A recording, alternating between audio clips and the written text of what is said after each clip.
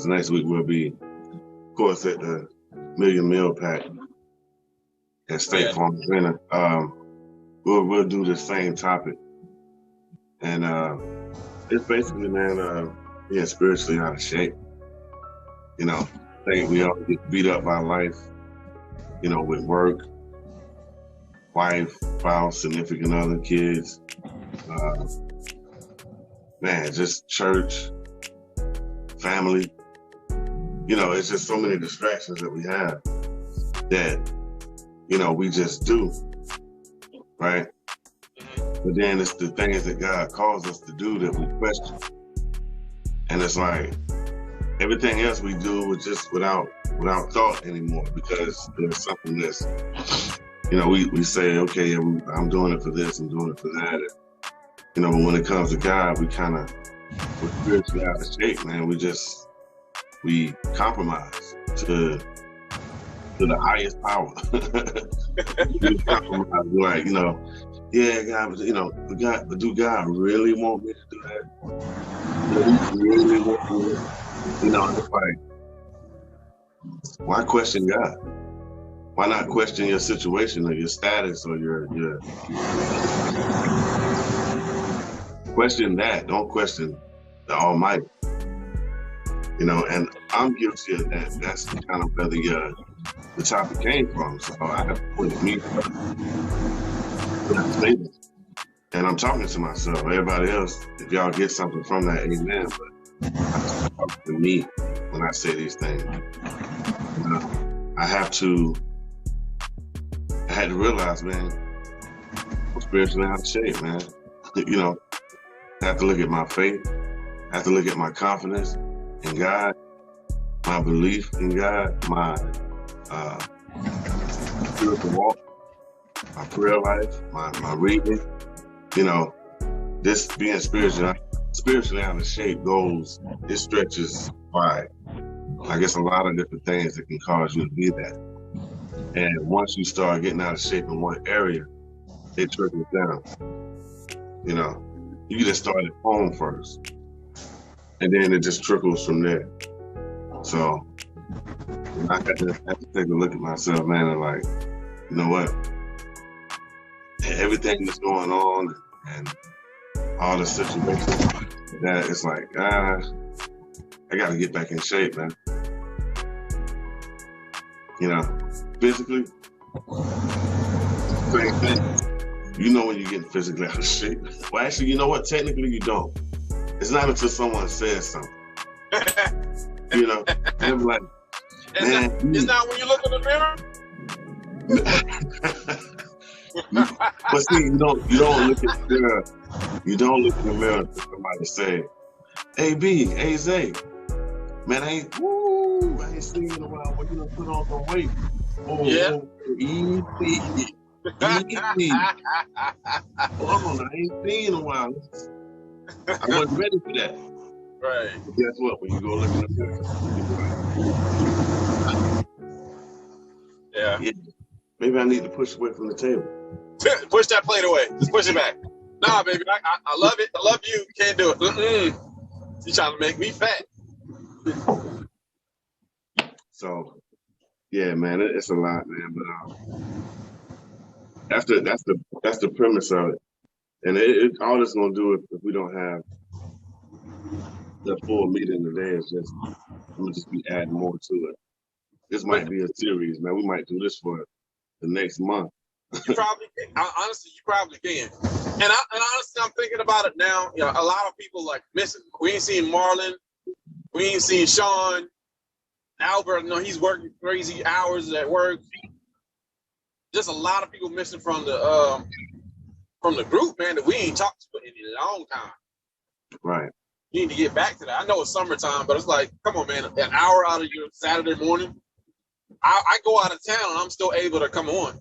You know, I'm dedicated to this group, man. I'm dedicated to what God is trying to put in me and help us.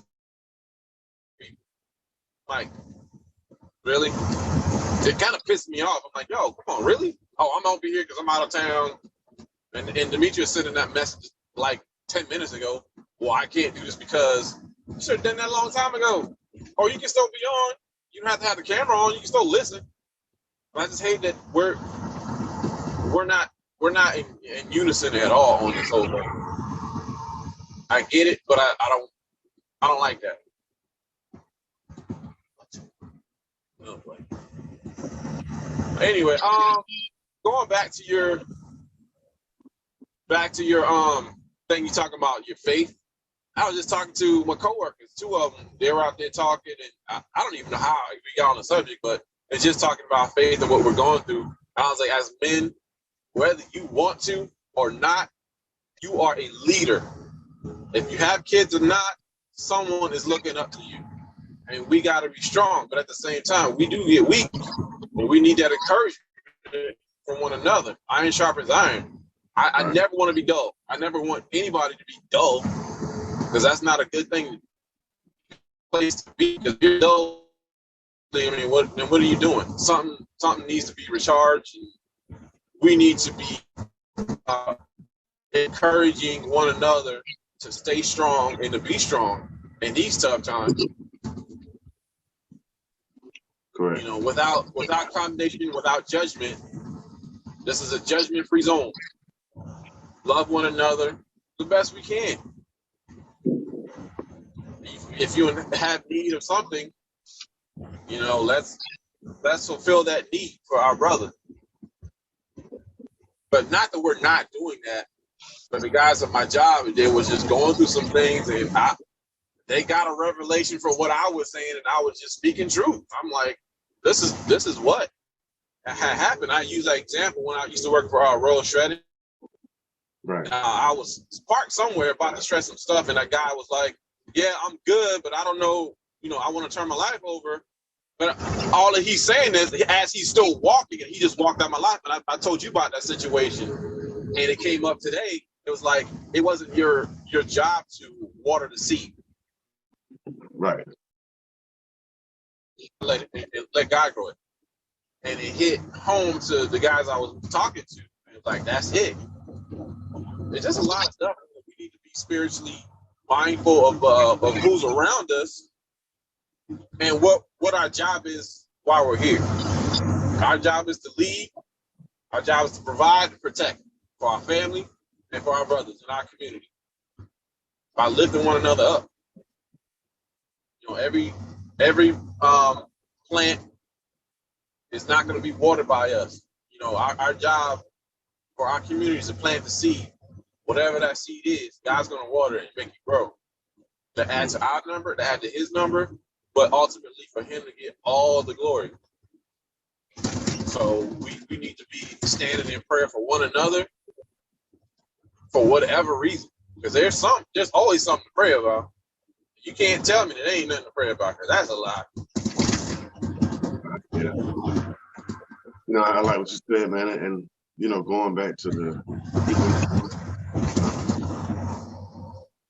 I like Hebrews 1 because it talks about faith in action, and it talks about all the greats that had faith, and all they did. You know, did they have faith from the beginning of what God called them to do? No, but they had to develop faith. They had to work on it. They had to practice it, and you know, it grew. They had faith in God, but what God was calling them to do, they was like, you know, it was, yeah, God, do you really want me to do that? You know, it was questioned. You know, kind of like we are today. You know, when we go through stuff. So, and it's amazing because how that came about is, I think it was 3 days ago. Yeah, about 3 days ago, I was pulling up at this parking lot where I always pull at to go to this place.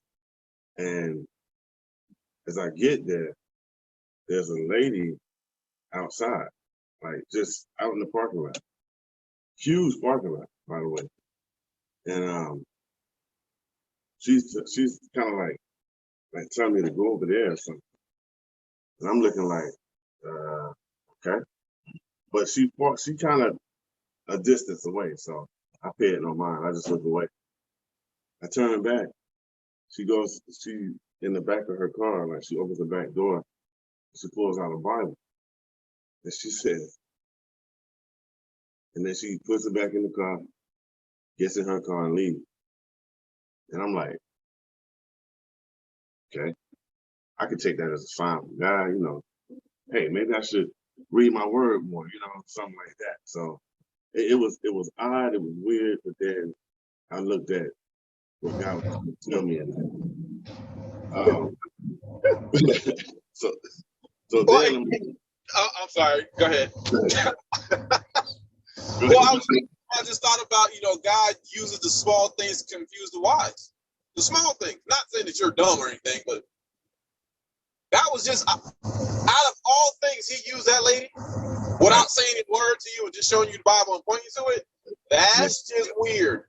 Yes. I'm thinking she on drugs. So I'm like, is he high or something? Right. I know weed is about to be legal in Georgia, but I'm like, what? You smoking? Man, listen, it was the weirdest thing I had ever seen, and not the weirdest, but it was weird. But then it was like all day, God was just showing me different things like that. After I left that place, maybe an hour later, I'm in the truck and I look over and there's an older person, elderly person, and it looked like they was just crying, like they was in, like a man, he was in tears, like he had just heard some bad news. But then I was like, man, what's going on? Why I'm just seeing all these things around me. I saw this one guy, because you know I drive, so I make deliveries. I see it delivered to this one guy. Yeah,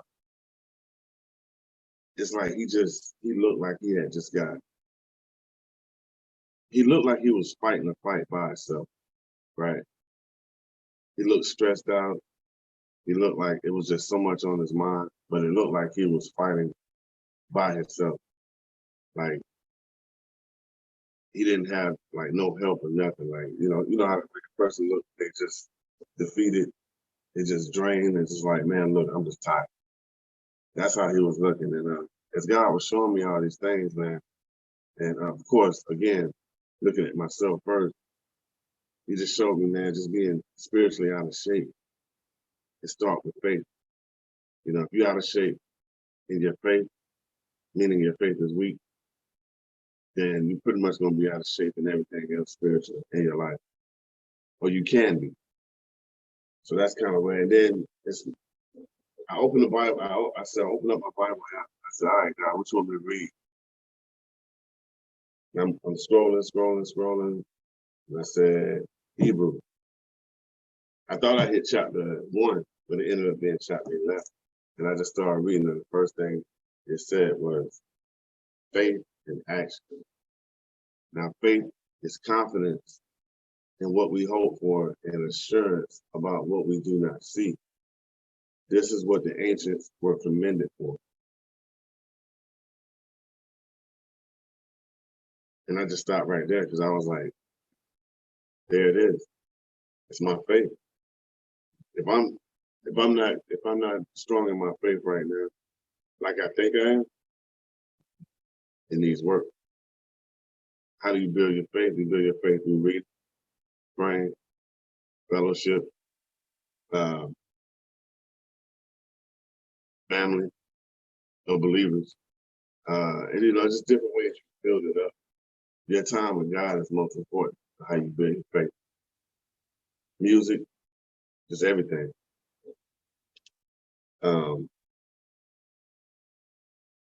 But yeah, man, that was it. Man.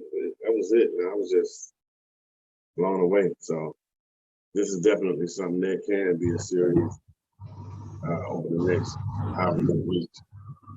Gotcha. I got a question for you though. Yeah. And you talking about spiritually out of shape. Can you, because I know you list off a whole bunch of stuff at the beginning, can you specifically think of what got you off track spiritually for you to be in this, to make you feel like you're spiritually out of shape right now? Is there one certain action or something that came in your life, or just people just being with negative energy around you all the time and you're receiving all that stuff? Can you think about, is there a certain something that caused you to feel this way?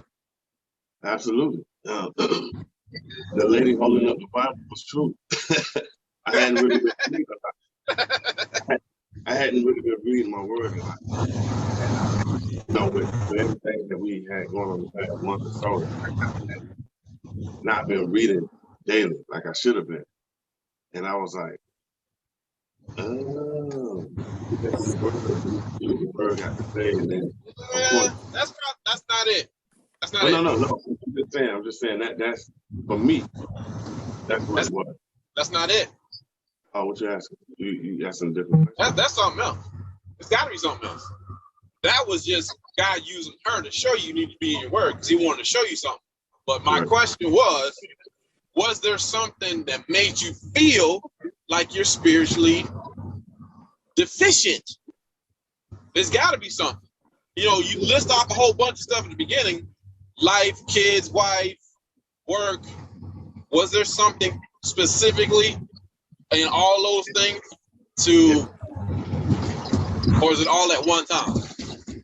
No, it was kind of all at one time, but my reaction to things, Got you. It's not more, yeah. So that's what I was going with. My reaction to things was, not like it should have been.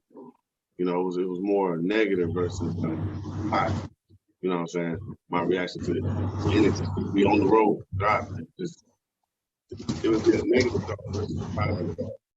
And I had to catch myself to see that. So and I'm not saying that I did anything or anybody did anything, I'm just asking, how was your iron not being sharpened? Was it something that I could have done to help you sharpen your iron so that you would not feel spiritually drained?